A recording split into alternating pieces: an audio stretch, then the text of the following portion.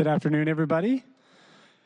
Welcome to the Sustainability and Transportation Committee. My name is Mike O'Brien. I'm chair of the committee. It is 2:02 p.m. on Tuesday, May 21st. Really quickly, today's agenda. Joined by my colleague, Councilmember Swan. Thank you for being here. And staffed by Kelly Reefer. Thank you for being here, too.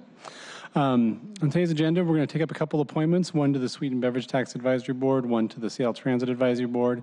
Then we'll consider an ordinance with a possible vote on authorizing acceptance of funding for grants for the Department of Transportation. We will hear a petition for street vacation adjacent to the Burke-Gilman Trail near University Village. We will also take up an ordinance accepting a final street vacation for Block 19, which is the block, one of Amazon's projects in the Denny Triangle.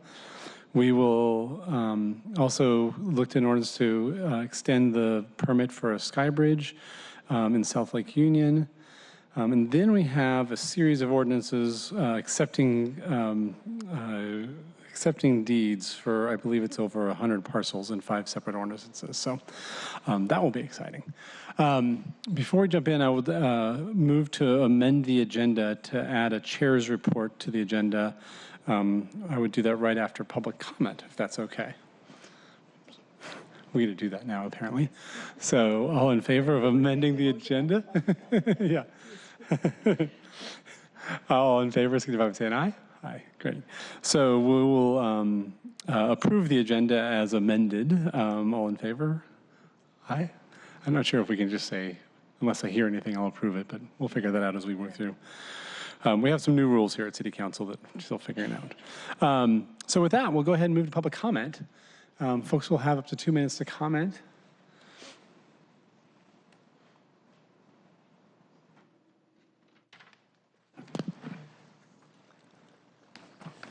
We just have one person signed up. Ms. Richard?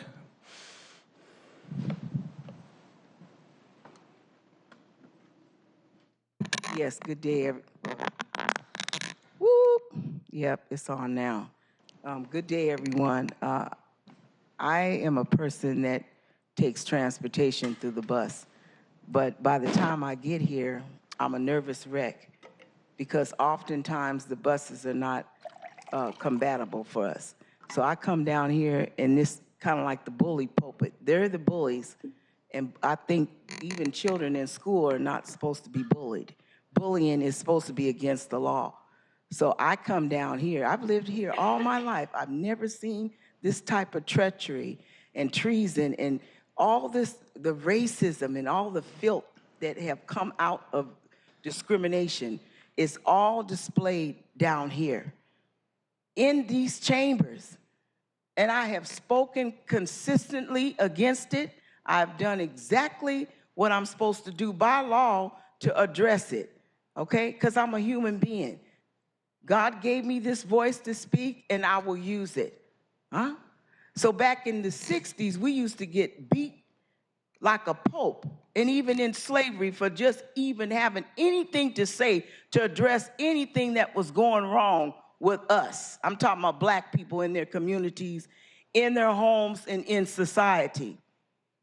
That's why you see another person coming down here. Now they're trying to criminally insult our integrity and call it a criminal sanction because they against the wall like that man with his hands folded doesn't have enough power to shoot us down, huh? And so I'm still gonna keep addressing it until the Lord says different, because he's the one that directs me and guides me and instructs me in the way that I should go.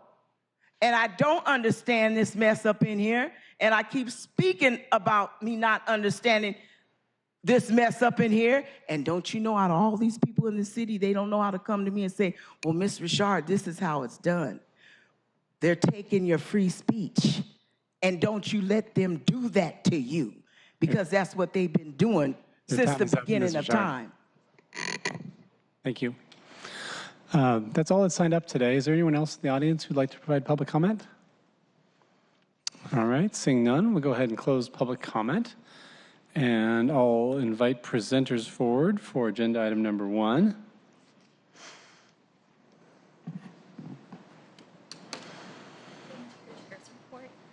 Oh yeah, chair's report. Thank you.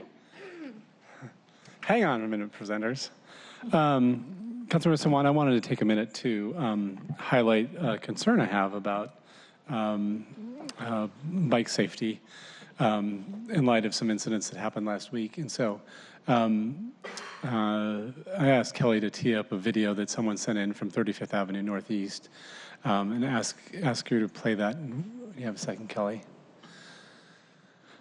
This is a recently redone road project. This is supposedly meeting our complete streets policy.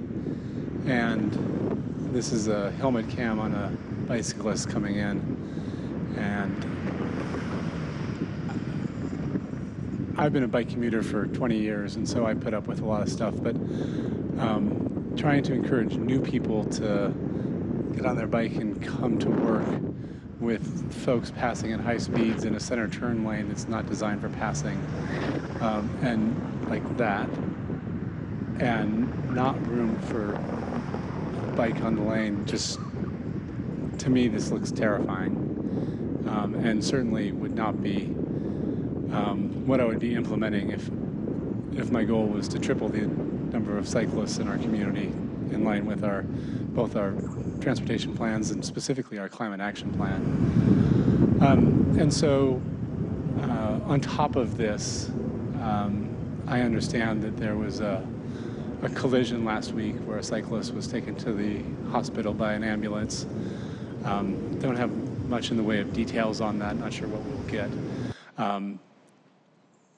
But I'm interested in sending a letter to the Department of Transportation to ask them to comment on this video experience and the overall implementation of Vision Zero and complete streets on 35th Avenue Northeast. I specifically want to understand if, I believe when they announced that they were not going to put a protected bike lane on there, instead we're putting a center turn lane, they made some claims that they thought that would be safer for cyclists in the current situation.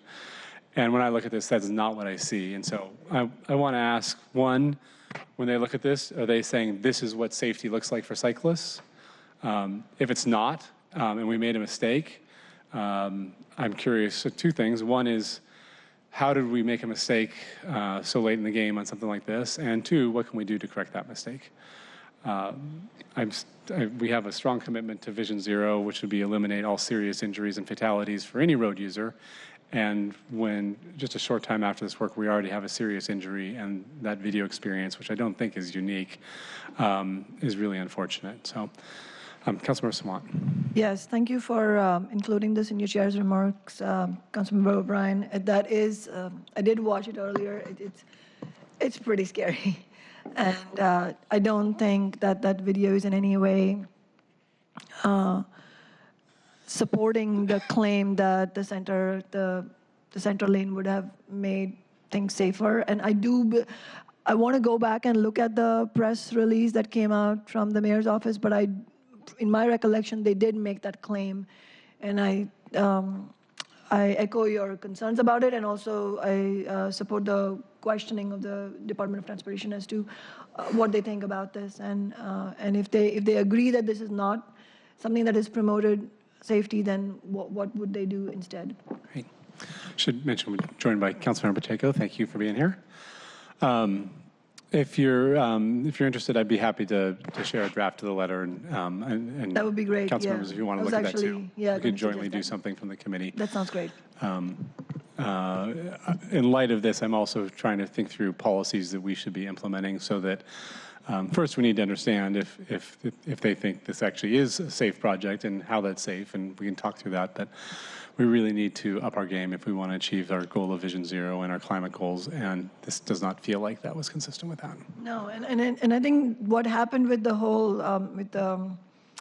with the abandoning of the 35th Avenue bike lane was it just brought to light that we cannot have a city hall that talks about Vision Zero without actually following through on concrete aspects of how we're going to achieve Vision Zero. Every single project that is expanding bike lanes, expanding the ease for pedestrians to be going around the city. Every single concrete project matters, because without that, Vision Zero is just an abstract notion. Appreciate that. All right. Thank you for reminding me about my chair's report. Thank you for participating in that. And now we'll move on to agenda item number 1, and I'll invite presenters forward. We have appointment 01352, appointment of Paul Sherman as a member of the Sweetened Beverage Tax Advisory Board for a term to August 31st, 2021.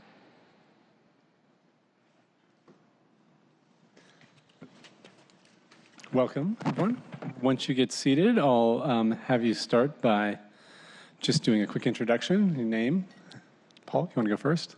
Sure. I'm Paul Sherman, as the nominee for the board. Great. And I'm Hannah Hill. I'm a food policy advisor at the Office of Sustainability and Environment. Great. Thank you both so much for being here. Hannah, do you want to tell us a little bit about what the advisory board does? Yes, sure. And you can talk about Paul if you want, but we will certainly ask Paul some questions. Great. Well, hopefully I can do both. So first of all, thank you to the committee and to the chair for having us here today. I'm also filling in for Bridget Igo. She's also with the Office of Sustainability and Environment, and she staffs the Sweetened Beverage Tax Community Advisory Board. As you all know, the Sweetened Beverage Tax Community Advisory Board was established by the same ordinance that created the beverage tax. And the role of the board is to develop recommendations for the mayor and for city council on programs and services that should be supported by the beverage tax revenues. These programs and services must align with the ordinance and are there to benefit Seattle populations that experience the greatest health and education inequities. According to the ordinance, the board shall consist of 11 representatives who are residents of the city of Seattle or that work within the boundaries of the city of Seattle. So today we're here for the confirmation hearing of Dr. Paul Sherman for one of the board seats that's been reserved for an expert in public health. So if you don't mind, I'll go ahead and introduce Dr. That sounds great. Sherman. And maybe you could tell me, is there a vacancy? Did someone leave the board, or is it? I would have to follow up with Bridget on that. I don't know the No ins problem. and out on Sorry to put you on the spot. No, that's fine. But Dr. Sherman is the Chief Medical Officer at Community Health Plan of Washington. It's Washington's only local not-for-profit Medicaid and Medicare managed care plan. Prior to joining the Community Health Plan of Washington, Dr. Sherman worked at Kaiser Permanente of Washington, where he was responsible for the statewide care delivery system and oversaw 1,200 employed clinicians. He is a seasoned physician and began his career in pediatrics and has served on a variety of boards throughout his career, including Group Health Community Foundation Board and the Board of Washington Health Alliance. So I will turn it over to the committee for discussion and questions. Great. Well, Dr. Sherman, maybe we'll start with you and let you tell us a little more about your background and specifically your interest in spending, a significant amount of volunteer time on this board, so why it's important to you, what you hope to accomplish there too. Great. Thank you for having me here. I went into pediatrics 30 years ago with the goal of working on the health of a pediatric population. Mm-hmm. And through my time at Group Health, had various roles, but was always looking for opportunities to address health inequity and improve the health of our population. And that has continued now that I've moved to Community Health Plan of Washington, where we, as well as so many people in the community, are paying more and more attention to the social determinants of health and how we can work on those to improve the health of the community, to serve the most marginalized. Also, as a pediatrician, have always had a big interest in education, so that the two specific foci of this committee to decrease health and education inequities is really appealing. That's great. One of the things that is critical for me in the board, and frankly the policy around creating a tax on sweetened beverages, it's a complex policy issue that I think a lot of us struggled with. I certainly struggled with it, but came down firmly in support of it, in large part because of what I heard directly from the communities that are most impacted by excess consumption of sweetened beverages. Those communities are often targeted with certain marketing materials, or in a way that they're don't have access to healthy alternatives, either financial access or geographic access because of the limitations of where they live. And then the negative health outcomes that come from drinking, too many sugary beverages. The concern I had is that a tax that would be regressive or disproportionately fall on lower income and communities of color, because those are the very communities that are consuming the beverage disproportionately. It was critically important that in the design of this, because what I heard from public health officials was, we both need to have tools to discourage the use of these products that are causing bad health outcomes, and we need tools to invest in healthier options. And so I got to a place where I was comfortable with a tax that was going to be disproportional, with the understanding that we would invest those tax dollars directly back into those communities, and with the kind of leadership and guidance from those community members on what the best investments were. Obviously, there's a lot of great needs in our community, a lot of needs that I support more broadly, certainly around housing and homelessness. We're going to talk about transportation needs later today. Those are all very good things that we have finite resources for, and we need to find a way to invest. But I personally believe it's inappropriate to take these tax dollars that disproportionately are falling on lower income communities and communities of color to use those to meet our broader needs. We want to keep those narrowly tailored. And so that's something that I will continue to look at, and really have looked to the committee we're considering appointing you to for the guidance on where those dollars should go.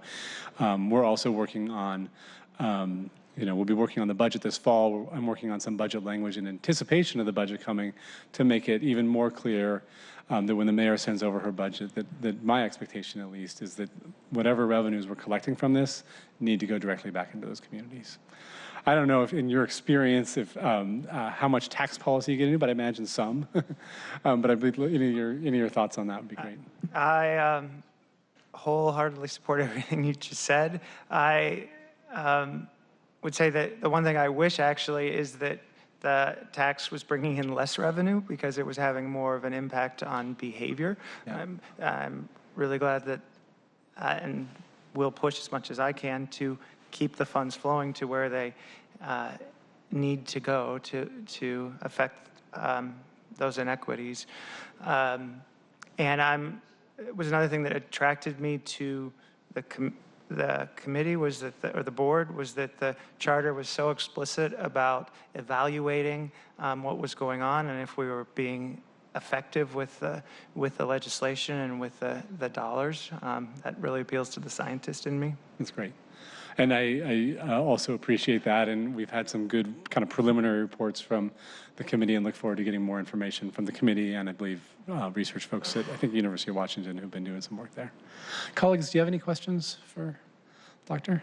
No, I think that was very informative. I just wanted to say that I, like Councilmember O'Brien, I also struggled a lot with a tax. I detest regressive taxes in general. We are in a city with the most regressive tax system in the entire nation. Unfortunately, we are also sitting in the wake of the Amazon tax repeal.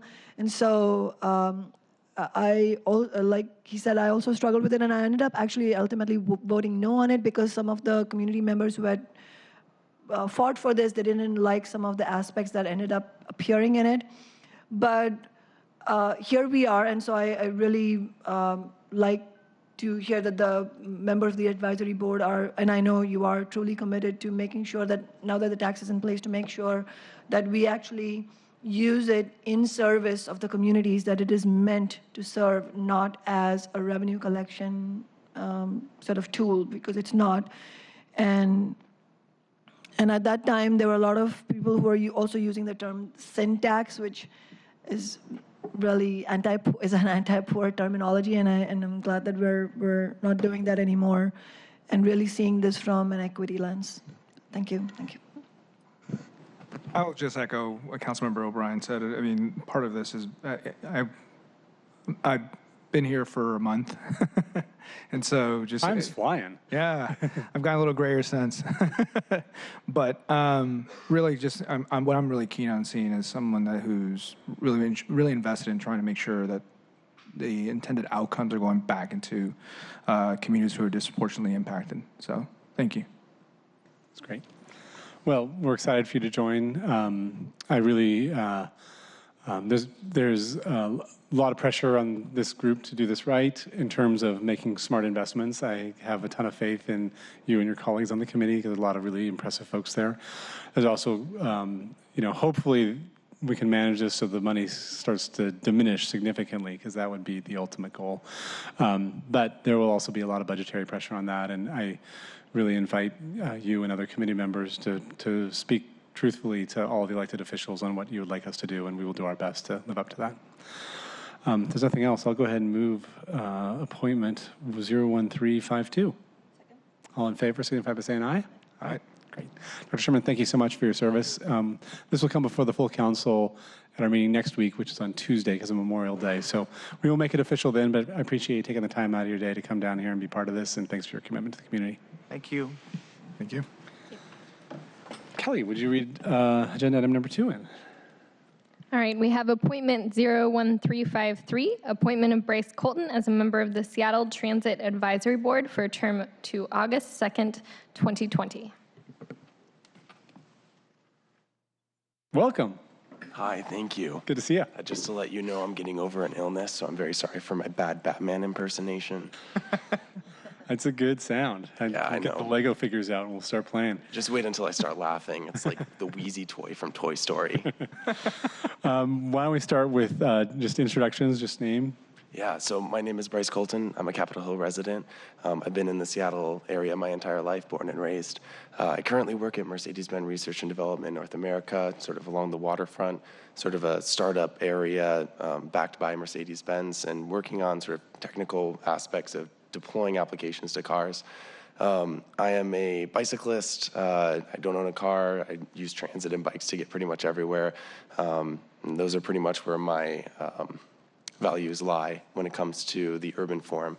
I got into sort of the urban planning aspect and transportation things after taking a small class in college, and since then have volunteered with like Seattle Subway, The Urbanist, and the Seattle Transit blog a little bit. So it's an honor to be here before you today. Thank you very much. Great, Bryce. Ben, you want to introduce yourself? Sure. So I'm Benjamin Smith with SDOT, and I'm the board liaison to the Transit Advisory Board. Do you want to tell us anything high level of what the advisory board does, just for the record? Sure. So the Transit Advisory Board is relatively new, formed by the council in 2015. It's charged with advising SDOT, the city, Metro, Sound Transit on issues relating to transit in the city. It also has a role that's called out to do oversight of the Seattle Transportation Benefit District funding that was approved by voters in November 2014 to help the city fund extra Metro service. The Transit Advisory Board has 12 members, 6 appointed by the mayor, 5 appointed by council, which Bryce is one, and also an engaged member. We recently had a resignation of one of the original board members, so we had this vacancy, and Bryce had applied last year when we had an open call for appointments at that time. He was still interested and able to serve, so he's here with you today. Great. Bryce, had a chance to see you in the community a few times and appreciate your passion for this. It sounds like you got a fascinating job about new technology and transportation. We see those things pop up publicly every once in a while. We struggle with those and how they integrate them, but it's great that people are thinking about that.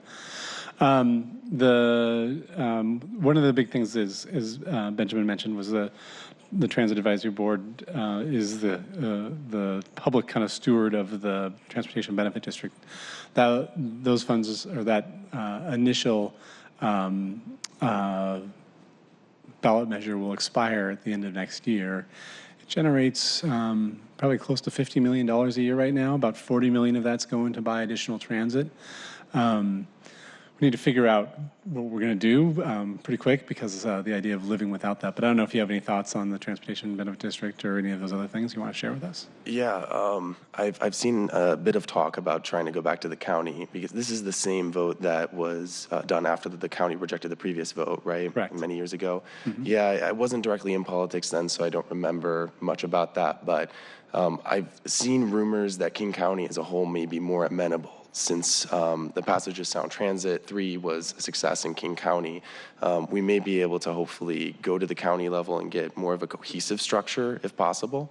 I believe the way the timelines work out is we could go to the county, and if they don't actually approve it, we could throw something on the ballot for spring within the Seattle area only. But it would be really nice to have the county kick in together so that we can more integrally tie the region together with transportation solutions. Yeah, I agree. And one of the challenges, I think, is Seattle, being the densest part of the city, tends to be the most supportive of transit investments. And as you get further and further from the core, the kind of political sport falls off a bit. And we do need a regional solution. Obviously, we have Sound Transit 3 as the 3-county regional solution. We have King County Metro as a bus regional solution county-wide. And so how do we get as much service for everyone, but also recognize that people in the city are willing to pay more for even a higher level of service? And that's a balancing act that hopefully we can walk in the coming months. But it's something that I imagine the commission will be weighing in on. Colleagues, do you have any questions for Bryce? First of all, thank you for being willing to serve on the board. And I used to live on Capitol Hill myself a few years ago and entirely depended on public transit for several years. And there are a lot of people who do that still. But I also hear from a lot of people, and also my personal experience is that there are many community members who would like to entirely depend on transit but aren't able to because it just simply is not, just given the current density of the network and frequency, simply aren't able to get about their day in a realistic manner and will often use transit but aren't able to do that on a regular basis, especially for get to work. And I think there was a recent article that reported statistics about how, despite the traffic snarls, if you are in your car, the average time you take to get to and from work, these are from survey respondents, I think, is lower when you drive your car than with the bus, not because the buses themselves are not efficient, but because the combination of the traffic on the roads and also just not having enough of a, just widely spread network of routes and everything, it doesn't help. So it doesn't help people make that decision to do it. What do you see yourself, and also how can the board play a role in really advocating for a major expansion of public transit? I think there's no doubt in our minds, and there shouldn't be based on everything we know statistically, that Seattle, as Councilmember Brown was saying, Seattle's people, the majority of them love their public transit. There's no question about that. Look at the commitment people showed during the squeeze. I mean, it's incredible. And over the decades, even though overall funding actually hasn't kept up and there were actually cuts, and there's still an over-reliance on regressive taxes, still ridership has gone up steadily over time. So, sorry, it's a long-winded question, but given all of this context, how do you see the advisory board and your own role in advocating for progressive revenues to really just do a major expansion of public transit, and also what are your views on making it free, point to point? Yeah, so even as someone who believes that transit is going to be the necessary backbone of a successful transportation system, it's still foolish to say that cars or autonomous vehicles or whatever they're going to look like in the future are not going to be part of the solution. They may play a larger or smaller role, but they're definitely not going away. They're just a tool in the toolbox, more or less. When it comes to advocating on the Transit Advisory Board, I believe that there is going to be a lot of networking responsibilities on the board, really trying to build consensus behind sort of a countywide transportation benefit district vote, or work with community members to try to make sure that when we vote on something like Move Seattle, independent neighborhoods don't start striking down the overall will of the voters. And I'm sorry, I forgot the last question. Oh, just in general, how do we raise progressive revenues? And also, my office is certainly advocating for it, but I'm certain I'm not the only one about actually making transit free and also ending the penalties for, yeah, exactly. Yeah, I can say that I support ending penalties for fare evasion. It doesn't really make much sense, and it just punishes community members that are already at a disadvantage. When it comes to progressive revenue sources, I definitely support that. How we get there, I don't know. I'm not a lobbyist, and I'd certainly, you know. I think lobbyists have a bad track record of that. It's good you're not a lobbyist. Yeah. So yeah, unfortunately, I can't give a specific idea of how I would do that, but if the opportunity presents itself, I would be sure to support a more progressive revenue source than what we're using currently. Thank you. Bryce, first, thank you for being engaged in the process and willing to serve. Car-free myself, so I appreciate you being car-free yourself.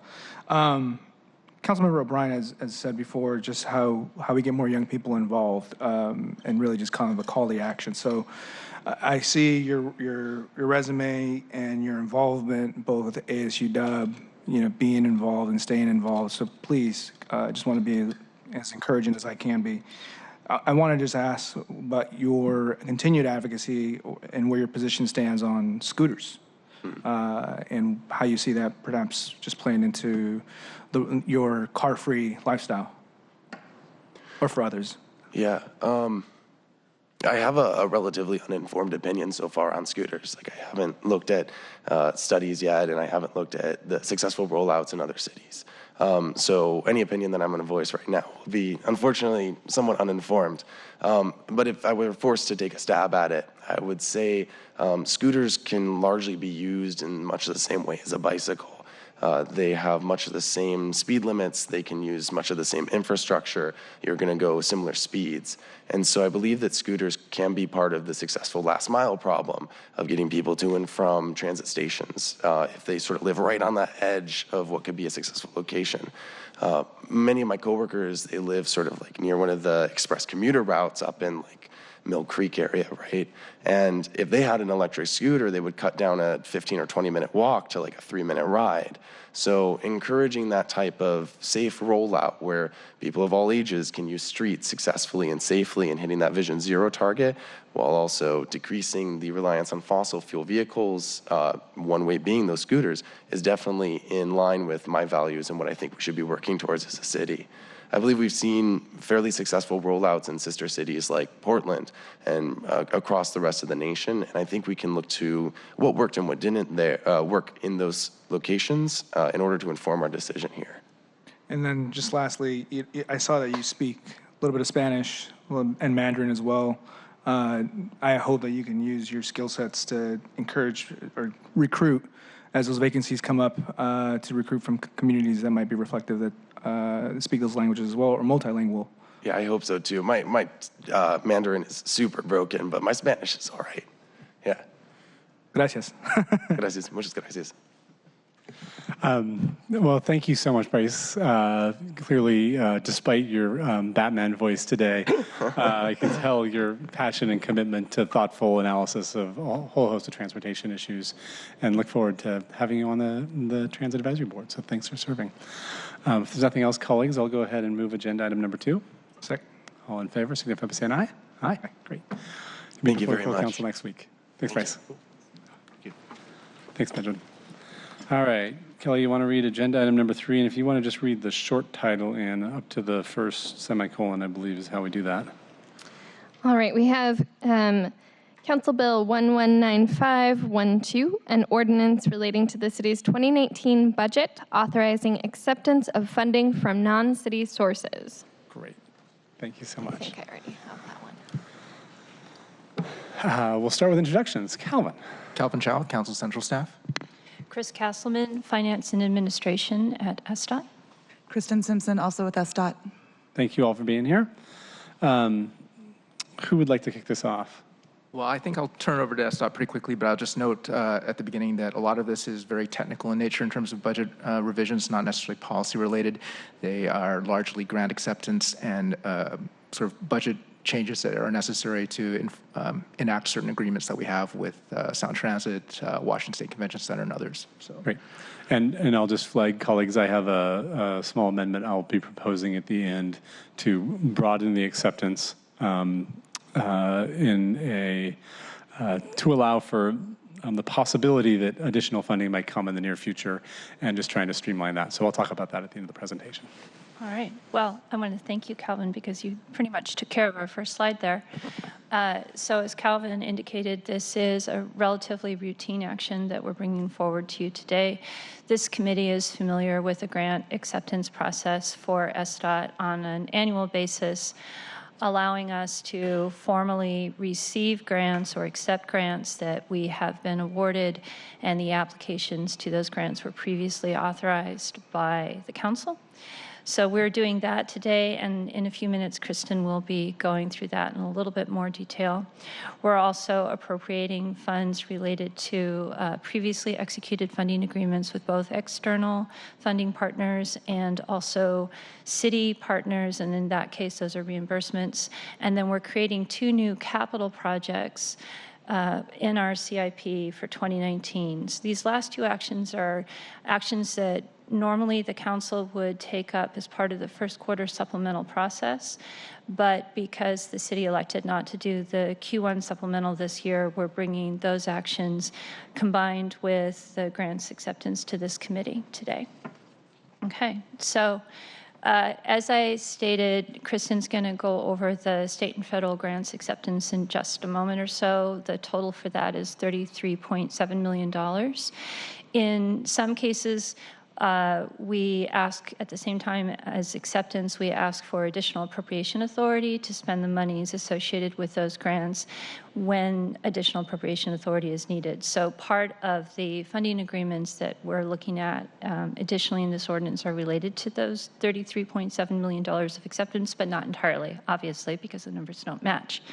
So if you look at the funding agreements, we have a total of $16.2 million from a variety of different partners for projects that you're already familiar with. And then we're adding 2 new CIP projects, one for the Sound Transit Benefit District, which you already spoke of, or excuse me, Seattle Transportation Benefit District, which you already spoke of previously, and then also for the North of Downtown Mobility Action Plan.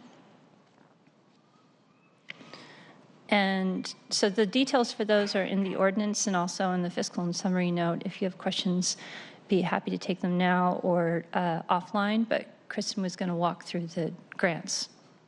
Yeah, so we're accepting a total of 12 grants from a number of state and federal sources. They're listed on the slide and also in your packets. Everything from some safe routes to school projects with crossing improvements all the way up to funding for some of our BRT corridors. There are a number of 2 different grants for the East Marginal Way project, and then a couple of funding infusions from FTA for our 2 fixed guideway for the monorail and for the South Lake Union streetcar. Those are a type of grant that comes to us based on the amount of service or on the amount of mileage that we have on those. So it's sort of a grant and sort of not, but it's a way that we can have some maintenance funding for those services. Okay, well, that is, in a nutshell, what this ordinance is all about. I believe, Councilmember O'Brien, you had an amendment that you wanted to put forward. I do. Thank you. The Seattle Department of Transportation does great work on kind of regional and federal transportation projects, so appreciate the whole team that's constantly keeping the eye out for opportunities to get kind of matching funding from other organizations, and appreciate your work to design projects, frankly, that both are consistent with our values and goals here at the city that score well on this level. Obviously, we want to see investments throughout the entire region, but always pleased that SDOT is very competitive, so that's great. Colleagues, one of the opportunities we have is, you see a couple pieces of it up there, the Transportation Improvement Board and the FHA, design and construction of the East Marginal Way bike facility, I believe. There's an opportunity to, there's a major project on East Marginal Way. This is essentially between the Spokane Street Bridge, West Seattle Bridge, and kind of the south end of Pioneer Square. The road itself is in pretty poor shape. It's part of the heavy haul corridor, which is, my understanding, is a series of roads that are designed to a much higher standard so that the heavier trucks from the port, largely the drayage trucks that are moving around, can use those facilities, I think with different chassis without doing damage to the road. But that facility needs a complete rebuild, which is a significant investment. It's also a major bike corridor because of its location from West Seattle, not because of the friendliness towards bikes. It is a very, what we showed earlier, the graphic of biking on 35th, it probably would be rated X to show biking on East Marginal Way some days. It's just a fairly chaotic street, and there's a lot of professional drivers, but they're in big rigs, and then bicyclists, and then also regular people in vehicles trying to navigate down there, and it's fairly chaotic and can be terrifying at times. My understanding is there's an opportunity to do that project in 2 phases, and some of the money we've received from grants to do the bike money needs to be invested relatively soon, whereas some of the money we have for the roadway project, we're still missing a bunch of money, so we'll have to do some more fundraising to get that, and we have a longer timeline to do that. But there's a way to stage this work, and there's another set of investment money that would come potentially from the Puget Sound Regional Council. We're on the contingent list, so this project didn't quite get funded, but if some of the other projects don't need all the money or can't happen in this time period, I believe Seattle would be this project would be the next one to get funding. So in anticipation that something might happen, and in most years something does happen to free that up, I would like to amend this to also approve kind of a contingent receipt of this, so that if that money comes through, you don't need to come back here and you can actually get working on this right away, because we'd love to see that project happen as soon as possible. So what you have in front of you is what's titled Amendment Number 1, and it simply has a couple whereas clauses that talks about it, and then adds a Section 7, which says the Director of Seattle Department of Transportation is authorized to accept up to $4 million of non-city funding from the Puget Sound Regional Council for the East Marginal Way Heavy Haul Project, contingent upon receipt of final award from the Puget Sound Regional Council. The funds, when received, shall be deposited in the Transportation Fund, and then the number is 13000, which I assume is one of our general ledger codes of sorts, but that's definitely above my pay grade to figure that out. So I trust you on that one, Calvin. Calvin, is there anything else that I missed on the description of that? So colleagues, if you're okay with this, I would like to move Amendment Number 1 to Council Bill 119512. Second. All in favor, signify by saying aye. Aye. Great. Okay, any other questions or comments on the now amended bill? Okay, hearing none, why don't we go ahead and I'll go ahead and move Council Bill 119512 as amended. All in favor, signify by saying aye. Aye. Great. Thanks for your work on this. Thank you very much. Keep bringing these back to us all the time. This is the kind of stuff we love to approve.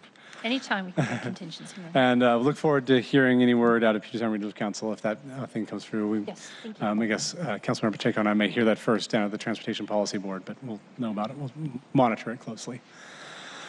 All right, Kelly, you want to read the short version of agenda item number 4? CF 314380, petition of the Trinity Trailside LLC for the vacation of a portion of Northeast 48th Street, laying between 24th Avenue Northeast and the Burke-Gilman Trail. It's kind of an auspicious group sitting down in front of me when I see all these faces come around. Lish, do you mind starting the introductions? Lish Whitson, Council Central Staff. Beverly Barnett, Seattle Department of Transportation. Mark Brand, Site Workshop Landscape Architects. Chip Nevins, Seattle Parks and Recreation. Michael Jenkins, Seattle Design Commission. That's great. We got like the whole brain trust of the city here today. We have more in the audience, too, excellent. if we need them. Lish, do you want to kick us off on what we have in front of us today? Sure. This item and the next item are both related to street vacations. Just as a reminder, under state law, property owners have the right to petition the city to acquire a street right-of-way abutting their property. This petition was filed before we updated the street vacation policies last year, so it has gone through a significant review by city departments and the Design Commission to look and make sure that it addresses the city's goals for circulation and access, protection of utilities, light, air, open space and views, and land use policies. Under the previous vacation policies, on-site public benefits are preferred, and you'll see that that's what's provided under this petition. We're still in a bit of a transition period. We was it over a year ago, or about a year ago? About a year ago, yeah. That we passed new policies about street vacations, specifically how those projects come to the city council at least a little bit earlier in the process, and also the Design Commission. But some of these projects are multiple years, so we'll continue to probably hear a few more of these that we're in under the deadline. But so we're in this little straddle period, but look forward to hearing this. Beverage, do you want to lead us off? I did want to say a couple things. I think Lish covered the authority that the City Council has and also referenced. So while the state has delegated authority to City Council, so they make every decision, however large or small, but they didn't establish criteria. So what we use to review vacations is the adopted street vacation policies. And as Lish noted, they were revised last May. So we're just moving into the new policies. SDOT has been asked to administer the program for the City Council, so it's our job to go through the policies, analyze the project, and we'll talk about some of the procedural review as well, particularly with the Design Commission, and then we bring forward a recommendation. State law requires that a public hearing be held before the City Council can make a decision, so after we do the presentation today, this was noted as a public hearing as well. And we're very happy to be here today because this project was long in coming. I think this may be the very last project you'll see under the old policies. And this project was interested in addressing density. They wanted to provide more housing on site and began work with a contract rezone. And so that means the project is quasi-judicial. We don't finish that. We don't bring forward the recommendation on the vacation until the quasi-judicial action has been completed. And in this case, the council finished its work on the mandatory housing before the contract rezone. So this project now dropped the contract rezone, and it is compliance with the new housing regulations in order to achieve the density, and will be paying into the MHA fund. So now that that work is completed, we're able to bring the vacation recommendation forward.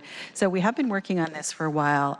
So we are ready to be here, and I think they're ready to start with the student housing. So I think with that as background, we were going to have Mark go through the project, and then we want to hear from Parks Department and Michael on the Design Commission review. And then at the very end, I did want to make a couple comments about the conditions related to work with SPU and Parks on other permitting. So I think we were just going to then jump into where it's at so you can see what we're looking at. Great. So we've got a brief slideshow up on screen. We'll give you a little background, talk about our vacation, no vacation alternatives as we do, and then jump into the public benefits and end with the matrix at the end. So this property is about 2.5 acres. We are proposing to vacate a section of Northeast 48th Street. It's a dead-end street that terminates at the Burke-Gilman.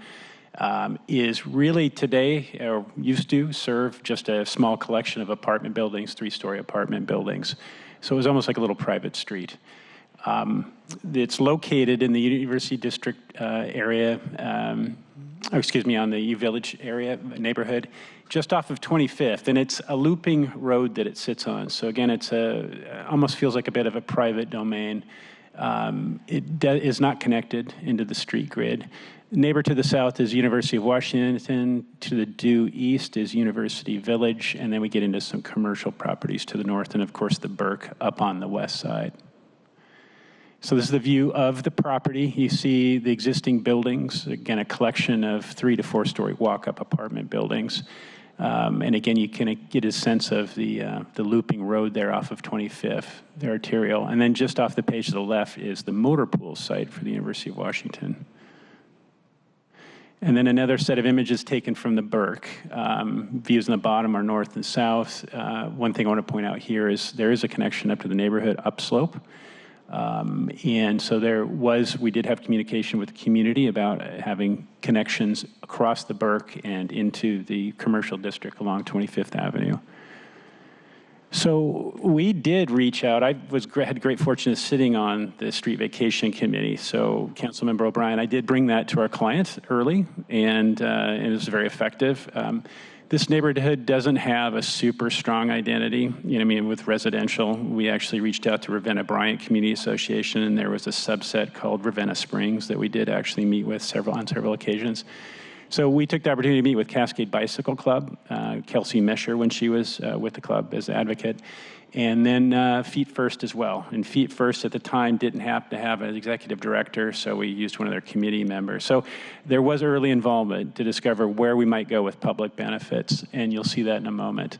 We also met with Parks with Chip here to my left, and SPU, and then Green Seattle Partnership and Forterra relative to some restoration improvements. And then, of course, our neighbors, University of Washington, Christine Kenny, the landscape architect with the university, and then neighboring developments, the U-Star, or Graystar in U-Village. So the vacation, no vacation alternatives up on screen. The main thing I want to point out here is the connection for the neighborhood. The existing connection that uses Northeast 48th exists. It is not accessible connection. It is somewhat circuitous, and our proposal was firmly based on being able to shift the mass of the project to the north with the vacation of the street, which gives you can see on the screen, that direct connection to 25th. It also works in tandem with University Village's new parking garage that's going in. They are improving the intersection. You'll see that in a moment. So there's a direct, safe, signalized connection to the University Village and 25th Avenue. In particular, it has transit. This is the proposal. This is where we are today, and I'm going to go through the benefits, but before I do that, one of the things I wanted to point out, and Michael might want to chime in here, is that in our work with Design Commission, we went through 2 urban design merit meetings, and there was concern with our no vacation proposal and were we putting our best foot forward. What it did enable us to do is not only prove out that the vacation alternative is better, we actually had a really good discussion about that open space you see on screen, what we call the commons. And this is a product of being able to shift the mass around, gain the best aspect for what is essentially a public space. It is not a public benefit. We did not put that on the table, but it was an outcome of the public realm discussion with Design Commission. Do you want to go back the slide before? I think this slide really hits on some of the concerns that were raised by the commission. And I think without question, I think that the applicant was able to provide an in-depth analysis about the vacation and no vacation alternatives, really relative to some of the fundamental issues that the commission looks at, which are how are building siting, massing, the site plan, opportunities for open space affected both by the vacation and then the no vacation alternative. And the work that the team did really helped develop a positive narrative that said, if you're vacating that right-of-way, you're able to shift the building up in a meaningful way that provides an open space connection that connects to the trail in a much more meaningful way than the existing right-of-way would have offered. Yet you can see here that the right-of-way under the vacation alternative is kind of in the same place. It shifts a little bit north, but you have that width that the right-of-way offered before, and you still have that view corridor. The challenge there would have been grades. The grade changes are much more significant where 48th was. So you wouldn't be able to access the trail in a meaningful way. It caused significant challenges with ADA, let alone accessibility for people using bikes or peds. So there was a fairly rigorous series of alternatives that we asked them to provide. And it really helped the commission get to that fundamental question, which is, if you take that right-of-way out of service, how is the plan and how are the public amenities that can potentially be developed protected and enhanced in a more meaningful way than if the right-of-way was retained? Thanks for walking us through that. So again, the vacation proposal, there are 3 8-story buildings. It's student housing. You'll see in this pop-up view, you get an idea of the mass. And we are, again, very conscious of pulling the mass furthest to the north to give the daylight, the access, air light views to the south and to the public connection. And as Michael mentioned, it will seem like an extension of the right-of-way to get to the Burke-Gilman. So I'll jump into the public benefits. There are 5 of them, and here's the 5. I'll start with the direct connection that we just spoke of. So we had the great fortune of being able to work with another project that was active and just ahead of us, and that's the University Village parking garage. They were improving the intersection at 25th. 25th is not the most friendly street to pedestrians. Just thinking about the video you showed earlier, well, 25th is not great either. And the neighborhood knows it. So this was a very important thing to them. In fact, they wanted us to think about the other intersection too. We focused our energy where we knew we could accomplish the lot of getting across 25th and all the way over to the Burke very safely. So this first benefit is just that. It's a 16-foot wide connection. You don't find this on the Burke either. I mean, you find some small connections. We happen to work on the one at Children's Hospital, which is it winds its way down into Sandpoint Way. It doesn't happen often. So this is a generous connection. It is a ramp. It is an 8%. It does meet ADA requirements, so you do have landings. There are 4 of them, or 3 of them, that to get you down to street grade. And then we continue to work with SDOT on how you safely get across, which is a very quiet street here at the corner of 24th and 47th. The bigger issue is probably the motor pool. There's an ebb and a flow with the motor pool in the morning and the afternoon when all those vehicles are coming in and out. So there was a coordination. We determined that coming across diagonally, and what you'll see in a moment is another benefit, is a curbless street was the safest approach to this. In addition to that, and I'll get over in a moment, there is also a connection off-site that gets you all the way to the intersection.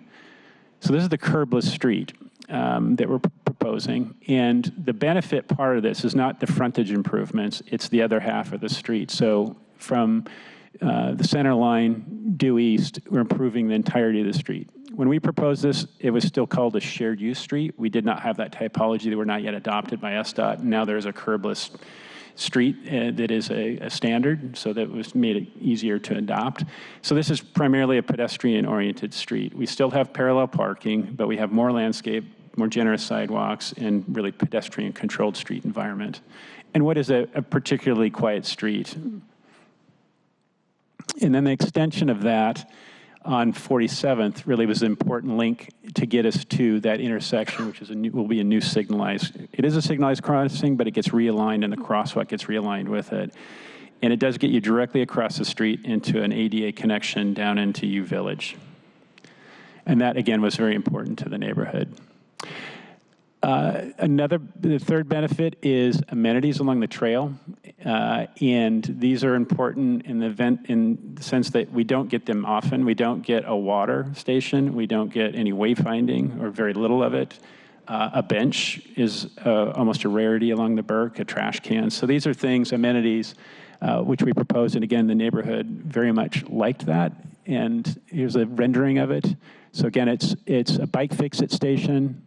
A water bottle filling station, which doesn't happen on the Burke, bench, trash, recycle, and wayfinding, which I'll talk about in a moment. Fourth public benefit is restoration along the Burke. You see this going on in various areas. So we worked with the Friends of the Burke-Gilman Trail, Forterra, Green Seattle Partnership, and Parks to determine an area. It's essentially the frontage, which is off-site, and within SPU and Parks property directly fronting the site. And then I'll end on wayfinding.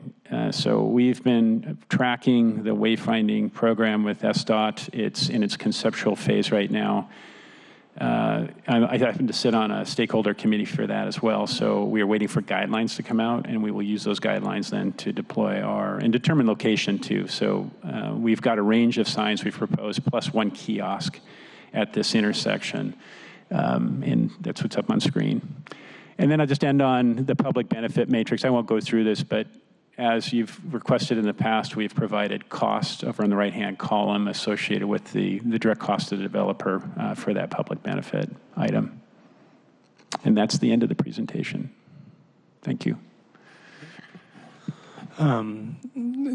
Parks? Yeah, I'm here really to speak in support of these public benefits. I think that you probably all know the Burke-Gilman Trail, major regional facility that's managed by the Parks Department, and its success really is well thought out access points. We don't want access points everywhere. We want them where they're needed. I think this connection to U Village and this part of the trail is lacking any kind of connection, so this is a huge benefit to the trail. In addition, as Mark said, we don't get those kind of amenities on the trail. It's kind of in a way, it's kind of like an on-ramp to a highway because it's wider there, so there's a pull-out place for benches and a water station. And there is a Friends of Burke-Gilman Trail that is extremely active about restoration of all the vegetation along the trail, so they're very excited about this as well. So, we've been working with Mark and his team since the beginning. We've provided all level of comments. They've been through our standard review cycles, and they have modified the project accordingly. So we really appreciate the collaborative relationship, and we look forward to these improvements. Michael, anything else from the Design Commission, or you already touched on? Yeah, I think, the commission always looks for that big move. Where's that equivalent value as a result of the vacation? And I think that in this case, it's pretty clear where that big move is. You're creating not just a connection. It's not just a utilitarian connection. It really benefits a variety of users, peds, bikes, just much more than what you would normally see with just a simple connection. And I think this sets a good standard for the city to follow in its own work. Yeah, I'll, as someone who uses my bike on the Burke-Gilman occasionally and occasionally is going to U Village, it's always a head scratcher, frankly. Do I cut down that road? Do I go across one of the overpasses into the parking lot and pick my way up? Do I go around the backside and sneak down from there? And this, at least the way it's portrayed here, it's going to be like, oh, there's the University Village. That's the way I go. And it looks, it'll be a very logical and a kind of shortest distance between 2 points and a safe crossing of an arterial, which is well in need of that. So that looks outstanding. The wide spot on the path, an opportunity with a bike fix-it station is always great. Hope it can be maintained. And a water bottle filling station is awesome. And so, again, those will be owned and maintained by Parks Department or by the property owner, and in perpetuity by the property owner. Excellent. Yeah. That's great to hear. So all that's outstanding. I really appreciate the thoughtfulness. I imagine the Design Commission had some work on making that in Parks too. So thank you for doing that. The kind of not public, but the open space that's adjacent to it looks great too. I don't really know how they're going to manage that, but it certainly looks, somewhat inviting if you're taking a rest and want to go sit down there. And is it going to be, is there specific rules around how that is? I realize it's not part of the public benefit, so. Yeah, it's not part of the public benefit specifically because there was some uncertainty on the part of Trailside as to how easy it would be to manage. Yeah. The vacation requires that it be designed in a way that's welcoming to the public, so it won't be fenced, but it won't necessarily be programmed either. Yeah. And they're looking at some retail opportunities, so if there's a little coffee shop, or I don't know what you want when you get off the trail, ice cream or something, it would be available to everyone. But it's not defined as a public benefit, so we're not obligating them to manage it in a specific fashion. Yeah, so it's another Design Commission discussion we had. We actually started out with a fence. So this is student housing, and so security is a concern. I think the analogy is the student housing over in the E-District side that you've seen as of, in the last 5 years, which they have open atrium courtyard spaces that flow through. So similar to that. There's a very modest amount of retail, and it's actually up on the screen here, just the end of the building. So it's carefully placed at the trail connection to be successful. So that would be an attraction to come down into space. And I can imagine the client programming this from time to time. There'll be events. So we're trying to be welcoming, but also, it's semi-private space. It's like maybe a front yard, but a very approachable one. How, sorry, 1 second. You say it's student housing. Is this private student housing or contract? Private student housing. We're clear about that. Yeah. So rented by the bed. So they're multi-bed units that are being rented. Got it. Yeah, there's about 265 units, and the bedrooms will vary from 2 to as many as 5. And there is below-grade parking and bike parking. And that's one of the reasons for the vacation is to provide that continuity below grade. So there's fewer curb cuts and vehicle and bike entry points. Those are really channeled at Northeast 49th. Got it. And the, 265 units or beds? Units. Oh, so there's going to be a lot of students there. Yes. Excellent. Councilor Pacheco. Just really quickly, appreciate the engagement with the Ravenna Bryant Association. I was at your meeting when you came. On slide 20, really quickly, I want to point towards what I've heard before, and I'm just curious if this came up at any point about public benefit. As you get further right along the Burke-Gilman at night, it gets to be pretty dark. Was there any conversation about just lighting or trying to provide some lighting around? There was. And actually to the right, there are lights. Yeah, it's it's light, the corner, no right? lights. And when you swing around to Blakely Place, the canopy of the trees obscures them somewhat. It's an excellent maybe question for Chip. I don't mean to pass the buck here, but the Burke is mostly unlit. Yeah. And what you hear from the neighborhood is they'd rather walk on 25th, as treacherous as that could be, or even cycle on it because it's lit. And so that's a broader conversation with the Burke. We decided to only light the connection, so right at the connection and then down to the intersection to be consistent with the majority of the Burke. And that was a conscious decision collectively with Parks. So this is probably a discussion beyond this table, but Chip, is there a specific policy in Parks to not light these regional trails? Gosh, I don't know if there's a policy, but I think much like our parks, we tend not to light them, and a lot of it's cost reason because you got to lay the conduit and maintain the lights. And so I don't know if there's a conscious policy against it, but it has to be a special situation where we do light it. And we do light certain specific areas, but not on the Burke-Gilman, I don't think. So it's worthy of a larger discussion, I think. Got it. Great. Thank you. Okay, so colleagues, any other questions? Okay. Well, it's just not a question, more of a point probably. I think there might be potentially, as you, for the future conversations about public benefit, if there's an opportunity to partner, because I can definitely see how, why we don't do that, being as a kind of a budget conscious decision, but I think potentially if there's an opportunity to do some private development that's surrounding the Gilman, it might be an opportunity to provide it as a public benefit in the future. So I just want to make that a little bit more of aware of what we can do in the future potentially.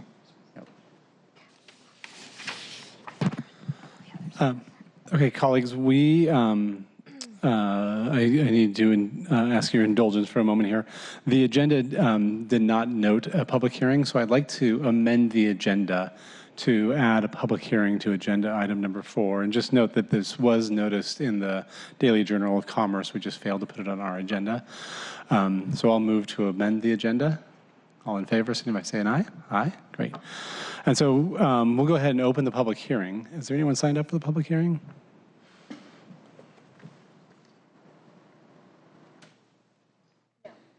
Okay. Anyone in the audience like to comment for the public hearing? Okay. Seeing none, I'll go ahead and close the public hearing. Thank you for doing that. We believe we have all of our rules in order here, so I'm going to propose that we go ahead and move this legislation out of committee. If we hear in the convening time that we need to do something different, we'll figure that out. And before that, you should waive the council rules that generally yes. restrict you from having a vote on the date of a public hearing. Great. So I would move to suspend the rules to allow for a vote on this item on the same day that we held the public hearing. All in favor, signify by saying aye. Aye. Okay. So the rules are suspended, so we can go ahead and proceed with a vote on this item. If colleagues are okay with that. I don't see this as terribly controversial. We reserve the right as it goes to full council if there's some things that come up or people have some concerns about the process that we can revisit that. But seems like a great project. Don't want to hold you all up any longer. You see it says possible or future development site across the street. Is that plan in works or kind of who knows to be determined?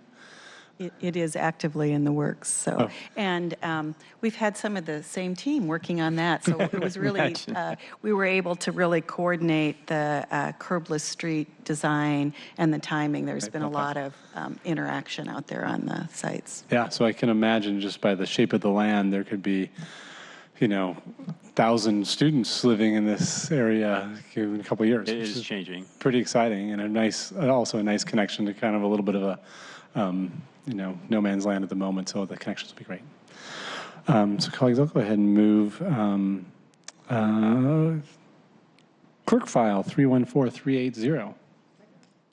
All in favor, signify by saying aye. Aye. Great. Thanks for your good work on this. Really Wonderful. Thank you. Thank you. Thank you. All right, we'll move on to agenda item number 5. Beverly, you can stay here, I guess. Kelly, do you mind reading in that agenda item? Council Bill 119527, an ordinance vacating the alley in Block 19, heirs of the Sarah A. Bell's second edition, in the block bounded by 6th Avenue, Blanchard Street, 7th Avenue, and Lenora Street on the petition of Acorn Development, LLC. And we'll do, let's see, why don't we do a round of introductions again, just for the record? Liz Schwitzen, Council Central Staff. Beverly Barnett, Seattle Department of Transportation. John Savo, principal with NBBJ, and I just stepped off the Seattle Design Commission a couple months ago and reviewed the Trailside project as chair. So nice work. They did nice work. Yeah, I'm excited about that one. Okay, so we're pulling up a presentation, and Lish, did you have anything you want to say on this? Yeah, just briefly. So the last item would grant sort of ability for the Trailside project to build the improvements that they're asking for. Once they are completed with the project, they'll come back for a final ordinance, basically checking off all the boxes that they did what they've committed to doing. And that's where we are with this project. They've completed all the work for the street vacation. They're asking for your final approval, and the final approval is basically based on whether or not they completed the conditions and provide the public benefits that they committed to. Got it. So there's two council actions in any street or alley vacation. What we just did was the first one, which is where we make the policy decisions and decide if it's okay. And then there's a second decision that comes back to us. At that point, all we're really doing is saying, did you check the box? It's a ministerial decision. Ministerial. Thank you. Appreciate that. All right, Beverly? Yeah, before John's going to go through the PowerPoint on this, and I thought it might be a good reminder of the background. At the time that the council reviewed this project, it was one of 3. There were 3 alley vacations. They all came in under separate petitions, and it was the anticipation that the final vacation ordinance and the projects would be closed out individually. But with the 3 projects being together, Block 14, 19, and 20, since we always are so clear in where we're talking about, that the City Council was able to look at a larger package of public benefits, and different things were assigned at different times. One of the public benefits for these 3 projects, for example, was a new streetcar, and the City Council required that the money for the new streetcar be provided when the first project was done, so that $3.7 million was provided for the new streetcar before the first project happened. So there are different parts and pieces and phases. And so what we're looking at, this is block 2, block 14 has been finished. And when John gets in and we see the map, the locations will make a bit more sense. But also, because the 3 blocks went through at the same time, they did look at land use zoning criteria that allowed them to move some things around on the site, and there were public benefits associated with the planned community development. So we see different kinds of vacation criteria and public benefit criteria from the PCD as well. So when the council looked at this, we had charts of what obligation went with each project and what obligations were associated with the vacation and what was associated with other land use actions. So we've implemented that, and the developer has been very careful in following that. So this is the second one, and what you see in terms of the public benefit is just what is associated with the vacation of this particular block. There's one more that we'll be doing end of this year, early next year, and there's a fourth project that came online following these 3 that will probably be next year as well. Great. So this has been a 7, almost 8-year journey, and I know some of you have seen me before. That would be me. Yeah, that would be you at this point. Yeah, thanks, Mike. As Beverly mentioned in Lish, this is really a kind of high-level look at what is a much more detailed report to show that we actually did what we said we would do or exceeded that. So there's really no controversy here that we're aware of. We're not going to highlight any changes, but really that we've delivered on our promise.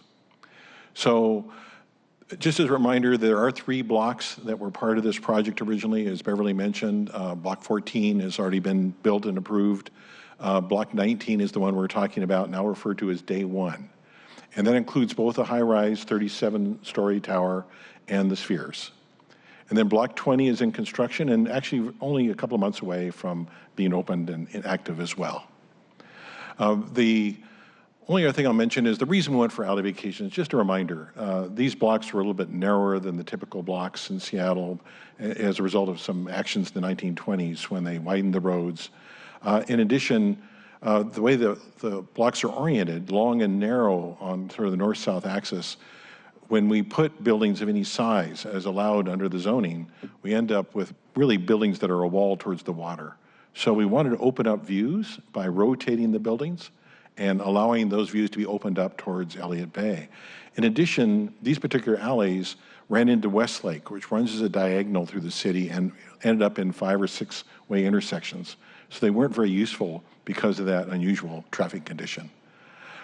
And on top of that, when we rotated them, we were able to create some significant public open spaces. And this block is, I think that's particularly one of the accomplishments, as can be viewed in this particular slide, where you see the block as it was before, surface parking, and essentially one and an addendum to that, or add-on to that building that was there that was only 1 story in height.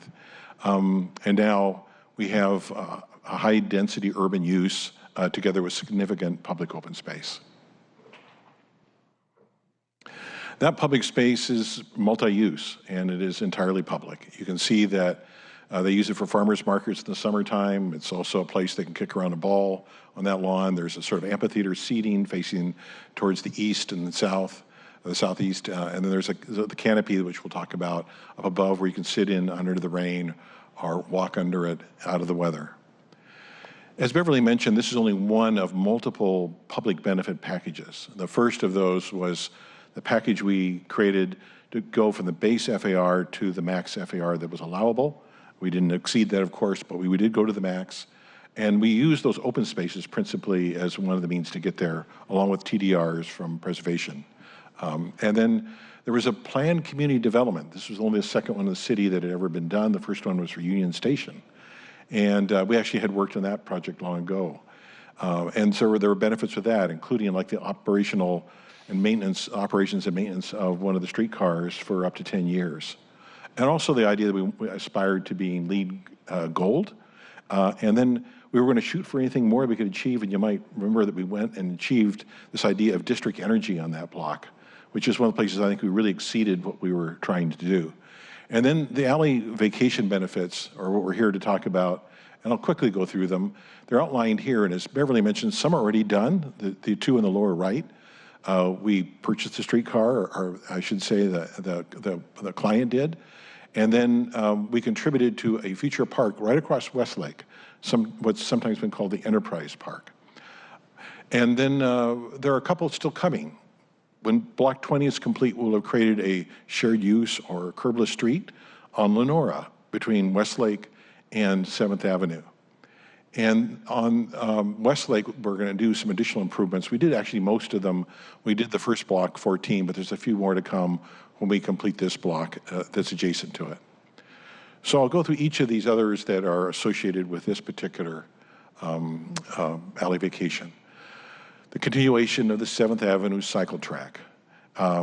This is a track that's on either side of the street, one way in each direction, separated from the sidewalk by trees and landscaping, and separated from the street as well as the sidewalk by landscaping.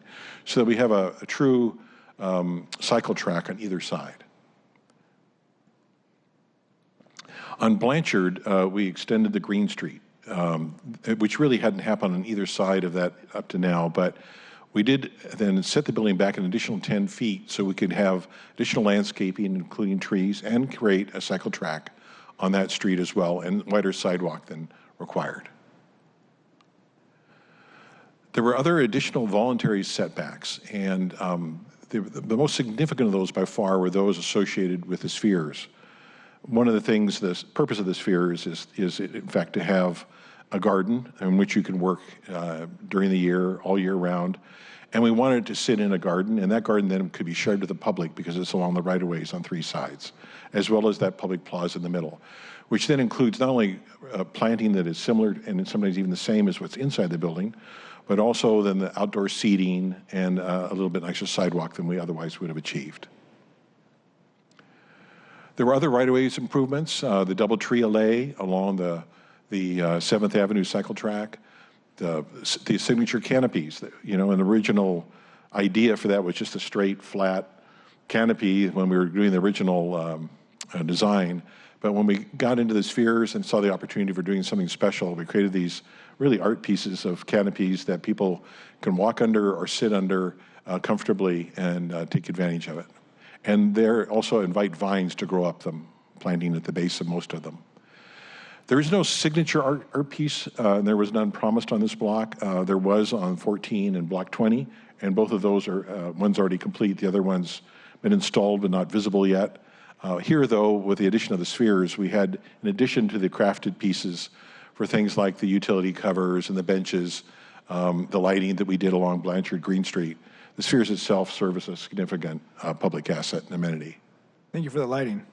You're welcome. And then really the last one here is this idea of additional overhead weather protection, again, being provided by the tree canopies that we had designed. So with that, I just want to open it up for questions, kind of the highlights of each, but happy to answer whatever I can. Chico, any questions for John? No, I appreciate the presentation, but I mean, I think this is just a good example of what a public-private partnership can look like with regards to providing public benefits. So thank you. Thank you. Appreciate it. John, it's been a pleasure working with you and NBPJ on well, a couple of projects, but this has been a pretty exciting one. I know that NBPJ has a long history around the world, but I certainly see those spheres in a lot of photographs whenever Amazon is talked about globally. And so I'd be curious to see when at some point NBPJ goes back and see which of their projects appears more in the press than anything else. And I would guess this might be towards the top of the list. We already know that it is. Is it? Yeah, it's actually, that happened several months ago. Yeah. We already had many more mentions in press than others. And most recently, there's a Wall Street Journal video.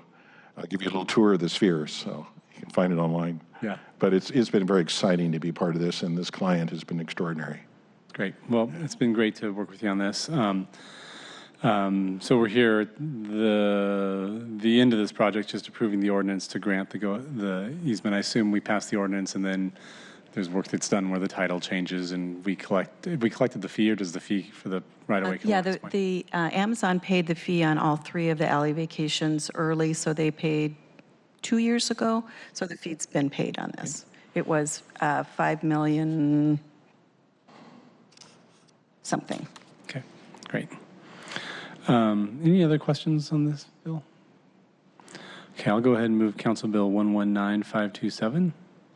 Second. All those in favor signify by saying aye. Aye. Opposed? No. Okay. Go to full council on Tuesday. Thanks so much for all your work. I look forward to coming back for Block 20. All right. Thanks. I hope you're still here. Well, Councilman you know the Moore. deadline on that one. All right. We got one more before we get into all the fun things. Kelly, do you mind reading agenda item number 6 into the record?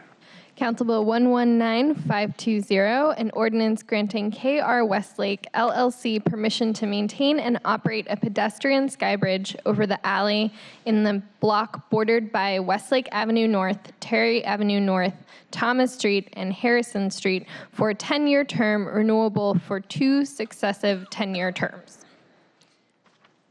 Welcome. Why don't we start with introductions? Beverly Barnett, Seattle Department of Transportation. Amy Gray, Seattle Department of Transportation. Amy, I haven't seen you in committee for a couple months. Have you been on vacation or what's going on? There's been a lot of other stuff going on. I've been in other committees on civic arenas. Okay, So. well, it's good to have you back. Thank you. I'm not sure who wants to lead off the presentation. I will. Just taking a second. Oh, yeah. I'll just introduce this. So this council bill would renew the term permit for the KR Westlake Terry Skybridge for another 10-year term. Term permits are they're usually granted for a 10-year term with 2 renewable 10-year terms. This would be the first renewal. So there would be one more 10-year term 10 years from now until it gets to its expiration. Got it. I was wondering about that so the renewals come back to us in addition to the... If there's substantive changes to the ordinance, when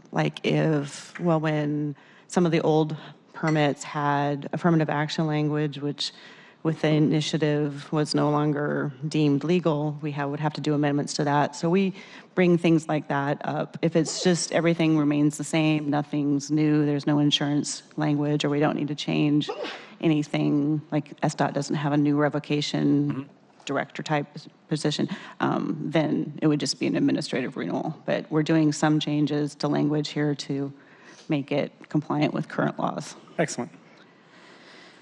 So this skybridge is in the alley. I think there's an image of it. It's between 2 office buildings, one on Westlake Avenue North and one on Terry Avenue North. Kaiser Permanente, this was originally granted to Group Health, which now is Kaiser Permanente, and they have some other office spaces in there. Here's a map showing the location. It's just off Westlake. Let's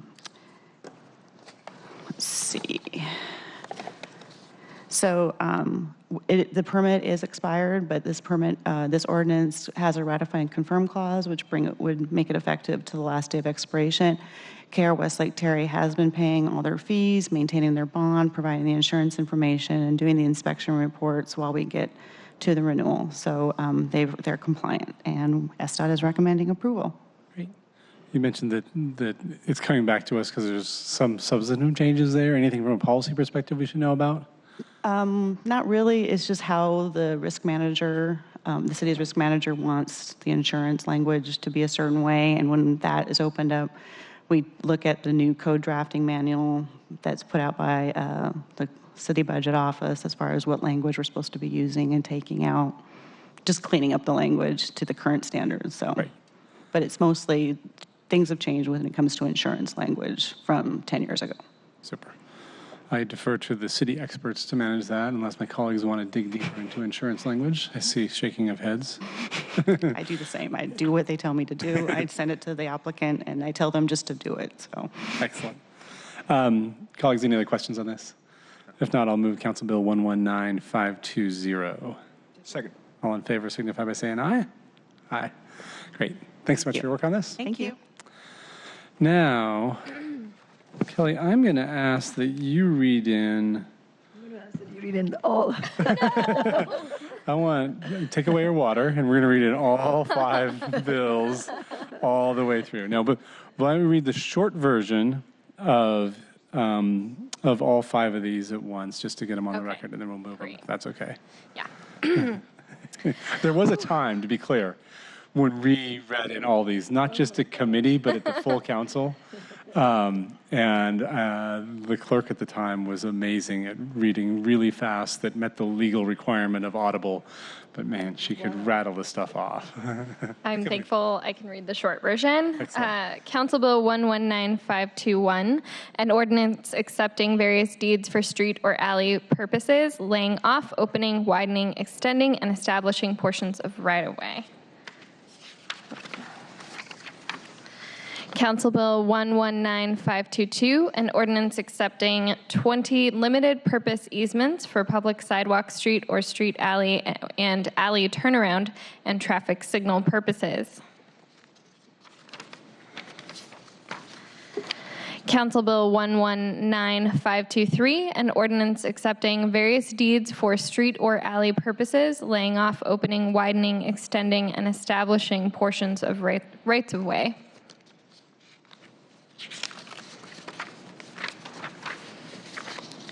Council Bill 119524, an ordinance accepting 20 limited purpose easements for public sidewalk, alley, or street and alley turnaround purposes. You need Yes, please. All right. Okay, we had them all over here. Let's see. This one? Yes. Great. And then we'll go here. Thank you. Yeah, no problem. There you go. It just, I think you just, Okay. Are there 2 more? Are there 2 more presentations? No, 2 more bills to read in. Did you? Oh, did I read them all? Oh, pardon me. Sorry, I jumped to the text too soon. Council Bill 119525, an ordinance accepting various deeds for street or alley purposes, laying off, opening, widening, extending, and establishing portions of right-of-way. And 1 more for good measure, Council Bill 119526, an ordinance accepting various deeds for street or alley purposes, laying off, opening, widening, extending, and establishing portions of right-of-way. Sorry about that. This is the stuff we live for in the Transportation Committee. Isn't it? Councilmember Pacheco, I'm really excited to have you here for this. As I mentioned in the council briefing, all joking aside, these are the projects, my understanding, I'll let you guys explain it in more detail, but these, between the 5 bills, there's 100 different easements or deeds we're accepting. And I assume these are all development projects that are happening around the city that often involve pretty minuscule parcels of land. But these are land that either an easement or the actual property is coming over to the city as part of the development so we can maintain whatever the city does, transportation or other uses. But I will hand it over to you all to talk us through all of these. Okay. And then we start with introductions. Okay, Maya Honeywell, SDOT. Gretchen Heidel, SDOT. Thank you, Maya. Gretchen. Hi. Okay. The purpose of this legislation is to accept dedication deeds and easements, place the property under SDOT's jurisdiction, and designate the property as right-of-way. The Department of Construction and Inspections may determine that a developer is required to dedicate property to the city under the city's land use code. Developers then submit a letter of intent to dedicate the property. SDOT then performs environmental and title due diligence review before any property can be dedicated as right-of-way. Once the property is cleared for acceptance, the deeds or easements are signed and recorded. Property dedicated to the city is used to widen streets, alleys, and sidewalks to meet current land use codes requirements. The city's charter requires that the deeds and easements be accepted by ordinance. SDOT prepares and presents council bills to accept 20 deeds or easements at a time. Once accepted, The dedicated property is then used to enhance sidewalks, streets, and alleys throughout the city. We are here to ask that you accept the dedication deeds and easements. And that concludes the presentation. And do you want to walk through all 100 parcels and explain them to me, or should we just? Councilmember Pacheco, I think this is fairly, as Lish said earlier, ministerial.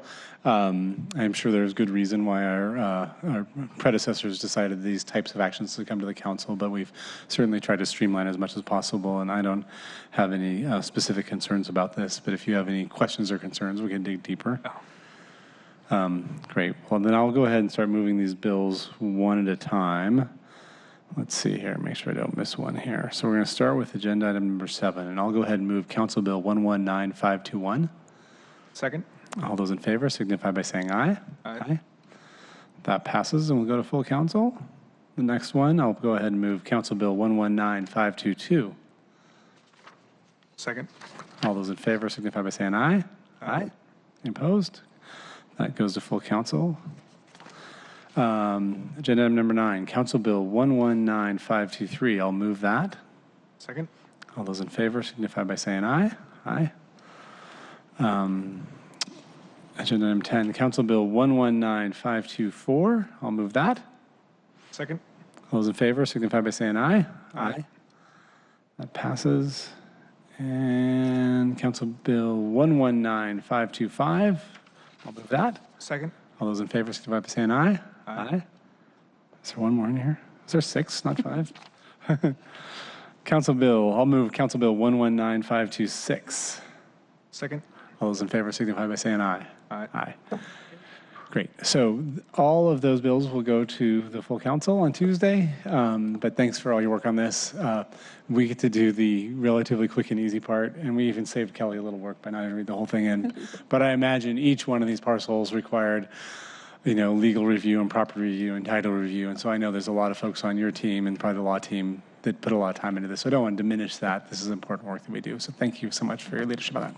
Great. Thank you. Thanks so much. If there's nothing else for the committee, we'll go ahead and be adjourned. Thank you.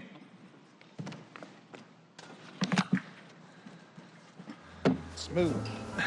Thanks, Abel.